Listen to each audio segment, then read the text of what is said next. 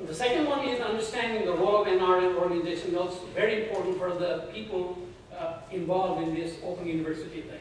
For example, NRN organization has been taking a lead role in promoting the larger interests of diaspora community. For example, dual citizenship. Okay.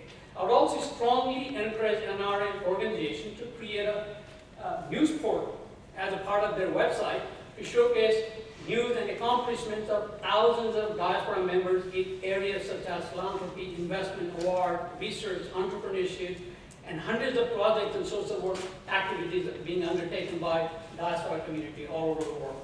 A collective projection of our accomplishment can benefit the NRN cause and its image background.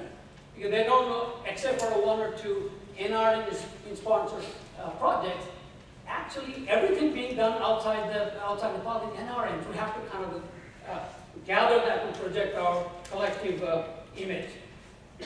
So the next one is understand. So what I'm saying is the NRN organization can, instead of focusing too much on knowledge project production effort, should move toward knowledge management. Because knowledge is out there, projects are out there, how to galvanize that, how to package it and project that as an NRN voice. And the third I would like to come to is understanding the scientific diaspora community. So many scientific diaspora members are mostly engaged in parochial social projects of their interest in their village, health, school, libraries, and so on. So the best way for these members to develop their linkages is by taking a co-development approach, I call it. Meaning, the promoter of this university system have to understand incentive compatibility between the diaspora members and what you would like to get accomplished in Nepal. So think of a way to co-development. So have the projects, there has to be some sort of a benefit for the institution here and also institution there. So think of it as a joint development instead of making just a one-way trip. That's one. And let me come back to the Open University proposal now. So the proposal could benefit by, don't take it otherwise, this is very simple suggestions. We can always, it's an evolutionary process, and I also think that this proposal is organic and living and evolving. So with that in mind, I think the proposal could benefit by studying the dynamics and interconnectedness of these three players, the government of Nepal, and our organization, and the dynamics of our diaspora intellectual pool or knowledge. The proposal states the mission, that is creation of an open university, but there is no tactical vision, both at the philosophical as well as at the operational level. I'll explain that in a minute. It identifies three target groups, this proposal: rural, Dalit women, and the migrant workers. They're trying to reach out to them to educate them. And each with a set of vast different needs. And geographically, they are all over. So a sharper and more targeted message would have been better, especially at the earlier stage like this. So instead of creating a very vast net, okay, I believe in think big and start small. So maybe the focused target would have been better. And the other thing, it talks about the Lumini corridor from Lumini to Mustang as being the target zone for this university system. I would like to see a little bit more rationality of why that corridor is being picked. Okay, what's the purpose of it? When we talk about the big picture, how does that fit with this narrow corridor? So maybe we ought to pay a little bit of a focus on that. What are the IT challenges? Of course, Dr. Kapal already talked about.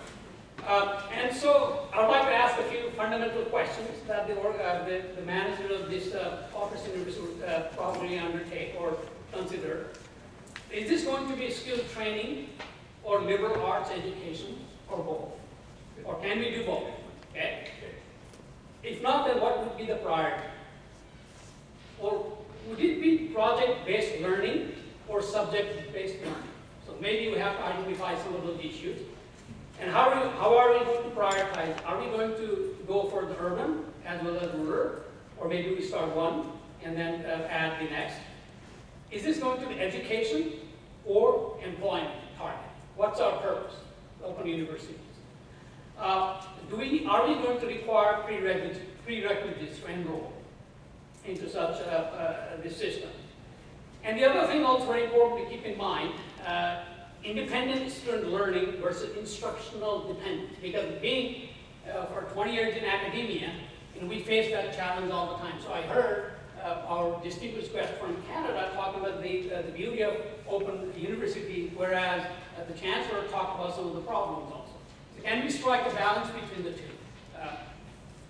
So these 4 or 5 queries I outlined will influence the following decisions. For example, do we target migrant workers in general, or sort of some segment, society segments in Nepal, like we're talking about the need for the Dalits, need for the women, and so on?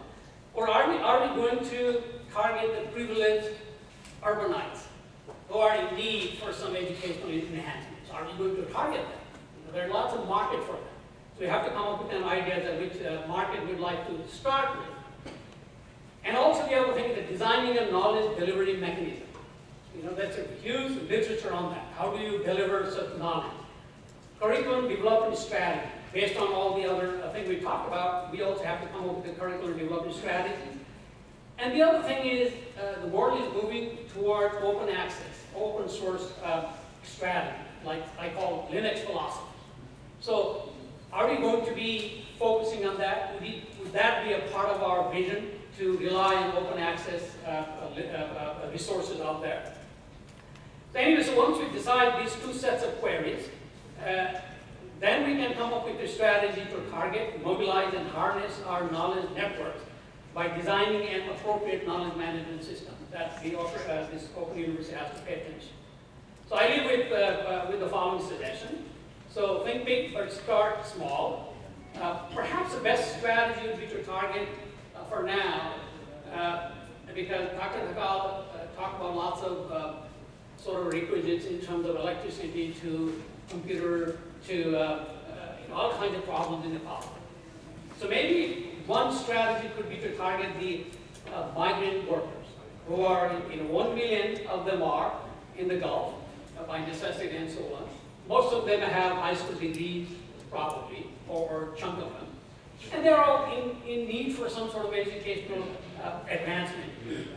And so maybe that would be a good strategy to start with targeting them, because they would also have IT facilities. People working in Malaysia or South Korea or even lots of Middle East countries, probably, and there's a less of a distraction there. They're in a community, and maybe a 1-2 years of skill training through online, I think many of them, they will also have resources available. So that might be a good starting point. And finally, Nepal Research Center, that's a center at the University of New Mexico, started about 5 years ago with the purpose of developing this knowledge network with a focus on policy research scholars.